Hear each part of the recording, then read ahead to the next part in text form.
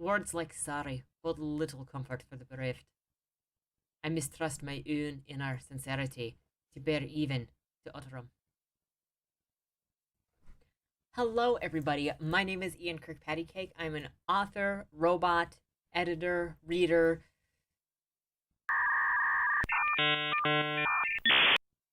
And today we are looking at some books. It's a book review time. That's right. It is book review time, and it is true crime book review time. We are looking into this beautiful creature today. But this thumbnail, though, this thumbnail. Oh, the sensationalism. My gosh. We're going to get into that with these books. So we're doing two books today because they are the same subject, different approaches, and different authors. And in case you don't recognize the image, which you, unless you're a true crime aficionado, you may not, this is Dez Nelson. He was a serial killer from Scotland who moved to London and, did most of his business in London. Surprisingly, a lot of his victims were actually Scottish, too. And a number of them were also chefs. But we may or may not get into that. I don't know how much I want to get into his background story. So I have two different books from two very different authors. One of them is called Killing for Company, and it is by Brian Masters. And you may recognize this name if you watched my video on my Jeffrey Dahmer book collection. He was also the author of The Shrine of Jeffrey Dahmer, which is by far the best book on Jeffrey Dahmer that I have ever read. If you want to know more about Jeffrey Dahmer in the fullest sense, in a fair sense, read The Shrine of Jeffrey Dahmer by Brian Masters. And I will say the same thing about Killing for Company, is if you want to know about Dez Nelson, read this book. It is fantastic. The second book that we'll be talking about today is called House of Horrors, and it is by John Lissner. So we're going to talk a little bit about the contents of the books, what makes one better than the other, really, and why just don't trust books that say they're by journalists. Okay, I did a video a couple of weeks ago, maybe it was a couple of months ago at this point, that said what I learned about journalists from reading about serial killers. And the sensationalism is real. Like, holy crap. The sensationalization has been alive and well for a while. And it destroys the books. So the first benefit of reading Killing for Company by Brian Masters is that he is a biographer first and foremost. And one of the things that I really, really like about his books is that he approaches his subjects with the respect and dignity of them being a human, regardless of how much of a broken or dastardly human being or what their actions actually were.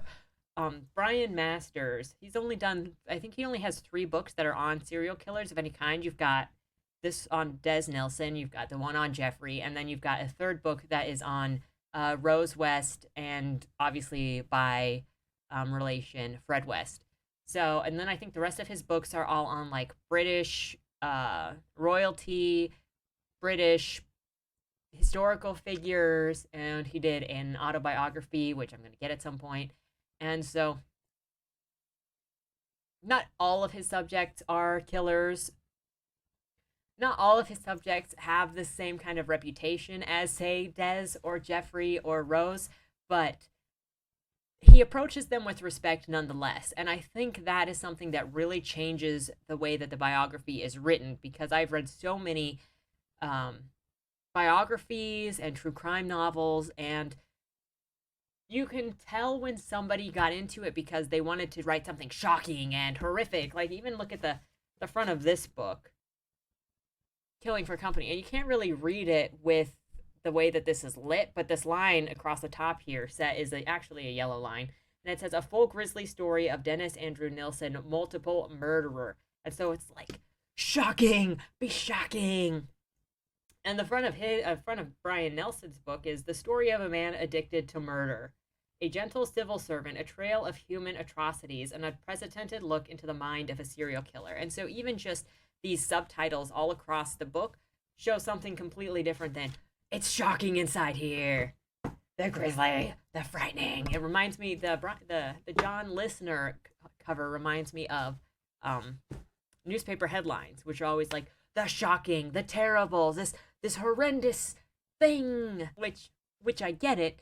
Murder is horrendous. But you don't have to tell me so much in editorializing that this is horrendous, because I understand the actions themselves are horrendous without being told how to feel. And that is probably my least favorite thing about journalism nowadays, and apparently 30 years ago, and probably and like 100 years ago, is that journalists thought they needed to tell you how to respond to what they're writing instead of just writing stuff. And let me tell you, when you're writing something about somebody as interesting as Dez Nelson, you don't need to sensationalize it to make it interesting or compelling. He is a compelling enough person and character. So, with that said, let's get into Killing for Company specifically. So, Killing for Company is a biography about Dez Nelson, and it opens with the night that he was arrested, and then goes chronologically through his life after that. It's kind of like how The Shrine of Jeffrey Dahmer starts with Jeffrey's trial and then goes back in time and then chronologically goes through his life, which I really appreciate the chronological ordering, because it helps you get to know this person. It helps you get to know their backstory, their journey, where they came from, and everything that they went through. So with this, you get to see Dez Nelson back in Scotland, back in his fishing community. You get to learn about his brother, his relationship with his brother, his not so much relationship with his dad, because his dad was in the army and went AWOL on the family, and just it was not a good marriage between Dez's mom and Mr. Nelson. You get to learn about the very important relationship that Dez had with his grandfather, and how his grandfather's death really, really affected him, which you don't get that much. You don't get that much of his backstory at all. His family life, the important connection he had with his grandfather in House of Horrors. It doesn't talk about it hardly at all, but Brian Masters' book spends a good amount of time in the backstory. So Brian Masters also has the benefit of, because he goes through Dez Nelson's life, you get to learn who Dez is before you see any of the illegal acts that he does later on. So you get to learn about him in the army and him making friends in the army because he became an army chef. You get to see him become a civil servant. You get to see him become a police officer and the different things that he did there. Dez Nelson, before he committed any atrocities, was a very upstanding citizen and was a part of the law. He was also a socialist. He very much cared about the underdog. He cared about taking care of the underprivileged, and that's one of the reasons why he stopped. Technically, that is one of the reasons why he dropped out of the army and then eventually dropped out of the police, is he didn't like being part of the machine that would oppress people. And so he didn't feel like he could do good and take care of people by being part of this machine, but he did enjoy the community that came with being in the army and the brotherhood that came with being in the police, and he did like the uniforms because he liked the uniforms. Now, what crime was Dez Nelson known for? He was known for killing 15 to 17 young men between the period of like the late 70s until 1983. And he would pick up these young men usually at bars, or some of them were, I think there was like one or two of them that were just laying out in garbage stacks, because he had a tendency to pick off the people that he considered the underdogs. Another major thing that Brian Masters benefited from with his biography is that he reached out to Dez Nelson after he was arrested and actually corresponded, visited with Dez, and established a relationship with him. So there are letters in here, there are segments of letters in here that Brian received from Dez while Dez was in prison. He's got a more intimate look at it. He was able to contact the police at the time, and so he has more in-depth interactions with Dez than any other biographer that I can imagine or think of. Maybe somebody else did a better biography about Dez Nelson, but I cannot imagine it with Brian having created that relationship and created trust between Dez and himself. So Killing for Company goes all the way from starting where Dennis gets arrested, to his childhood story, to his military career, to his police career, to becoming a social worker, to then when and why he started killing people, which includes, like, it talks about the 3 years he was in a relationship with somebody, and then the killing started after that guy dumped him, and that was around Christmas. And it also talks about how Dennis's urges got worse around the Christmas season, and it kind of ties how that might be with the trauma and loneliness of being left around Christmas. One of the really cool things that you get with Brian Masters, especially because he's written about Jeffrey Dahmer as well, and I actually found this book by reading The Shrine of Jeffrey Dahmer, and then he mentions Dez Nelson as kind of comparatively of going, this is the Scottish/British version of Jeffrey Dahmer. Though not quite, but sort of. Point to be taken that Dennis Nelson was not a necrophiliac. He tried, like with his first kill or early on at some point, but he could not get it up, and so he never tried again. So anytime that you see a headline that says necrophiliac Dennis Nelson, I would distrust it, because there is no evidence that he was a necrophiliac. And in the back of Killing for Company, Brian Masters even breaks down from a psychiatric point of view and a breaks it down from a psychological point of view, what a necrophiliac is, what a sadist is, and breaks down that Dennis was neither of these, because he didn't get comfort out of causing pain to others. In fact, he tried to minimize the pain of others, and he didn't get any kick out of the other person being dead. It was really for the comfort of having the person there, which is where he is similar to Jeffrey. Is Dennis was literally killing for company, and he would, kill somebody, stick him under the floorboards, leave him there until he was lonely again, and then pull him out until they started to rot, and then he actually had to get rid of them. And so that's very interesting.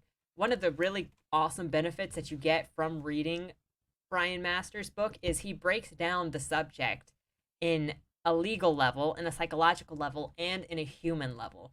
So you're not just getting this sensationalized, look at this monster, and you're not just getting the hard line, this is the legal case against him, and you're not just getting a base psychological level either. You get a deep dive into all three, and because of the relationship Brian had with Dez, you get a very personal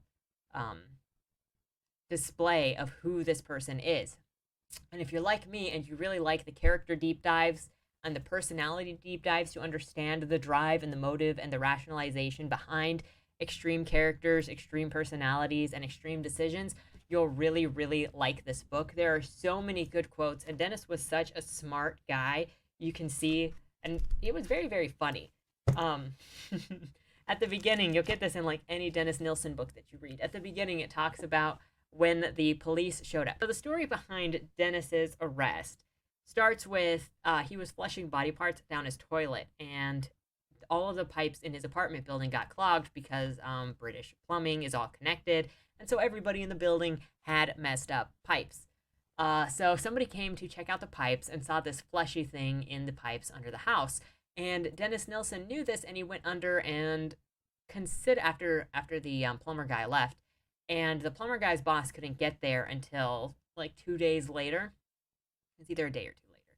And so Dennis snuck down there at night to clean out the flesh, and eventually he decided that he wasn't going to fully clean out the flesh, and he left evidence down there. When he left for work the next day, he knew that it was his last day. And so when he was leaving work, he left a note for his coworkers that said he wouldn't be in tomorrow because he knew the cops were coming for him. And when he got home, the cops were waiting.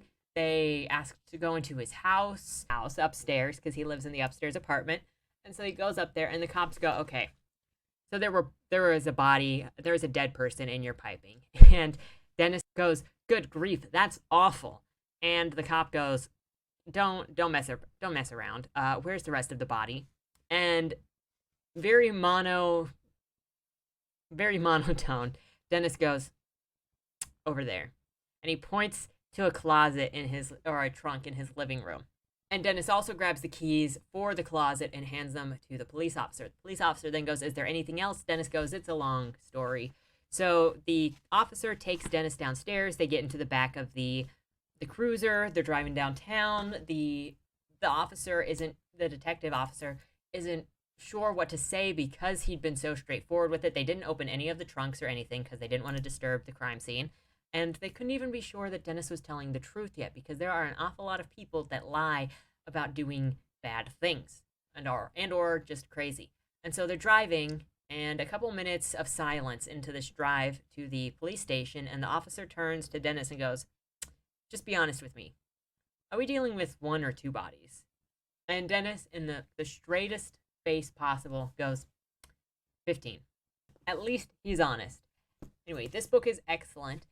Tons of references to different psychological disorders, to different points of view, to the assessment of a schizoid personality. One thing that's really laid out in this is you get, because Brian Masters did both Jeffrey and Dennis, you can see their personalities compared, that they are such different personality types entirely. You know, where I would think that Jeffrey was socially awkward, inept, maybe even autistic or on the autism spectrum, Dez Nelson was very personable and very able to communicate, and people had great things to say about him in communicating and in talking, and he loved being around people and he loved communicating, and he felt lonely when he left the army and didn't have the community around him like the army in order to talk to anymore, whereas Jeffrey had a very difficult time in talking to other people. Where it seems Dennis's issue lies is from the trauma he had from losing his grandfather as a child and an inability to connect with others despite being able to talk to others. So that's the schizoid personality. And this book will walk you through the schizoid personality. It will walk you through all sorts of possible diagnoses and different psychological backpinnings. And you'll really, really get to know Dennis in the best way possible. Now, on to the disaster. House of Horrors. This is a book of horrors. What I don't like about John Lisner. My three biggest issues with John Lisner. Number one, the sensationalism in his writing. So on the back of this, it even says John Lisner is a top Fleet Street investigative reporter. And I got this book specifically so when I'm learning about a person kind of like this, or like with Jeffrey, I try to get as many different viewpoints as I can, especially if they are very unique viewpoints. So like with my Jeffrey collection, I've got Brian Masters, I've got the book by his father, I've got the comic book by his classmate, I've got the book by his pastor.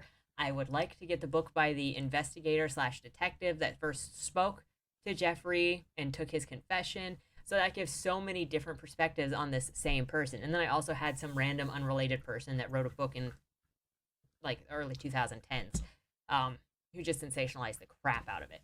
And so you get all of these different perspectives and different personalities and different takes on the same person to try to get to know that person. And so I like to do that with any of these individuals that I read about to get a sense of who they are.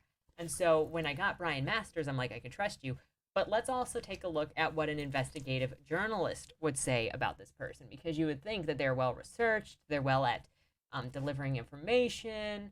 This is their job to talk about people, so they should give like a very informative, straightforward kind of display of this person, right? Wrong. Very sensationalist, and it shows throughout the narrative just how sensationalist it is. In passages that don't belong, because it makes it read like prose and it's all opinion and it's all sensationalizing. So on page 145 of this book, this paragraph reads, "The wounds he left in the living will never heal. He raped and brutalized humanity with a coldness that was beyond belief." So that is him, that is Lisner, writing his opinions and thoughts on the action of Dez Nelson. Now, I can understand that Dez did bad things and hurt people, without this going, he brutalized and raped people and he was just this terrible monster. It just makes me, it flashbacks to the Jeffrey book where the guy was like, every other page was like, this monster or the Milwaukee cannibal. Okay, thanks for the reminder. Constantly, thank you for the reminder. I don't need it. And so the sensationalism just goes to continually thrust in your face and sell something on, this is so terrible, this is so out of the norm, this is so terrible. kind of like if you stopped a book on a fantastic person every 3 seconds to say, and this person was amazing, and this person was a trailblazer. Well, how about you show me what they're doing that made them a trailblazer instead of telling me how to feel about it? I don't know. Maybe this is just my version of looking at nonfiction in the same way that I would want my fiction, show me who somebody is. But Brian Masters didn't sit there going, this guy was a monster or this guy was a poor affected whatever. He showed me Dennis's character through his actions, through showing me what he did as a profession, through showing me how he picked his victims, and through showing me the relationship he had with the people around him. This guy just likes to throw sensationalist phraseology around and go, this is a monster, this guy is scary, and you should hate him. Another thing that I found interesting and kind of strange and bothered me is that John Lisner did not use any footnotes throughout this entire book. However, while you're reading Killing for Company, you've got so many footnotes. So I don't know if that's normal practice for investigative journalists who are writing biographies, or any kind of journalists who are writing biographies, to not use footnotes and not use references when they're making claims, or when they're, I don't know, like saying a diagnosis. But this book mostly just read like opinion or opining and presenting random information without organization and without backing. Whereas Brian Masters constantly referenced different doctors, constantly gave footnotes, constantly gave marks for newspapers or for parallel studies or for previous studies or for historical items. And I didn't get why a journalist would not use footnotes or references when talking about this kind of thing. And then the third thing that really stood out to me and that made this book miserable, though the thing that really made it the most miserable is the sensationalism, is that the ordering didn't really seem to make sense for the storyline. It bounced around and there was no clear context for every chapter. And it didn't even name all of his victims. So you've got some of the victims were completely skipped over. And then in the last chapter, it goes through something naming each of the victims' situations, but it doesn't name the victims. It just kind of goes victim 1, victim 2, victim 3, victim 4. And you'd think in a summary chapter where it's talking about the trial in summary and the charges in summary and descriptions of what happened to the victims, that it would mention their names, possibly their ages, especially when the rest of the book did not go through all of the victims. Some of the chapters would start off with Dennis going after somebody and then slip into some backstory and then slip into some opining. And a lot of the slipping into the past really didn't make any sense. It confused his story. If I hadn't read Killing for Company before I read House of Horrors, I would have been much more confused on the timeline. I felt like I was correcting what was happening in this or using Killing for Company as a reference to figure out what this book was talking about because it was so vague sometimes or because it bounced around. So that was weird. The most interesting thing I took away from this was the mention of the Salvation Army in the UK. So the police apparently, I don't know if this is still the case, but the police couldn't get involved in a missing persons case if there was no evidence of foul play, because otherwise how would they know that the person didn't just run away? And so a lot of people would go to the Salvation Army for missing persons. John Lisner wrote in this book, quote, even lawyers and debt collectors attempted to use their services, although these were politely turned away.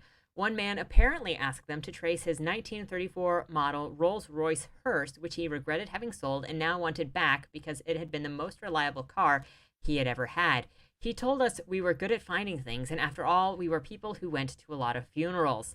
Another man wrote to say that he had been divorced after 39 years of marriage, and that before the war he had met a lovely blonde at a cafe at the East End of London. She had served him a cup of tea, and could the Salvation Army trace her? If not her, then someone else who might be suitable as long as she was not a scrubber. So a lot of people used the Salvation Army to find lost people, and they were so good at their job, everybody was going to them to find the people that they wanted to find. At this point, I'm kind of repeating myself. So end of the day, Killing for Company got a 5 out of 5, and House of Horrors got a 1 out of 5. Because the sensationalism, I almost didn't make it through the book. And that's not to say that the subject isn't interesting. Killing for Company, I just like ate through. Dennis was such an interesting person and such an interesting perspective. And there are so many quotes that you actually get to hear his voice in that one. Whereas House of Horrors, you don't really get to hear any of Dennis's voice or very little of Dennis's voice until the very end. There are a couple of big quotes at the very end, and then a couple of quotes sporadically throughout the body of the book, but you don't get as much of a feeling of who Dennis is with John Lisner's. So if you're interested in this subject, highly recommend Brian Masters and forego John Lisner. And with that said, I think that's all for today. So until next time, I hope you enjoyed the book review. Let me know if you have any suggestions for videos, books to read, the like. And until next time, I'll see you around. Don't die. Dear Madam Astra, that's me. We regret to inform you that on August 1st, your employer, Agatha Jane Benedict, owner of the Benedict estate, peacefully passed away in her sleep. Oh, that's so sad. Wait. Let me try that again.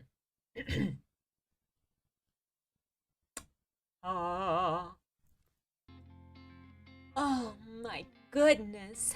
That's so sad. Yeah, I think I'm ready. With millions of dollars on the line and the opportunity for your every need to be taken care of for life, tell me, is there anything more valuable than that? I didn't think so. Dead End Drive is a dark comedy novel that makes 3 promises. 1, an illustrious estate in Louisiana. 2, an opulent dinner affair for all in attendance. And 3, and most importantly of all, lots and lots of competitive murder. So if you're looking for a cozy book to settle in with for the spooky season, I've only got one question for you. Will I see you at the whale reading?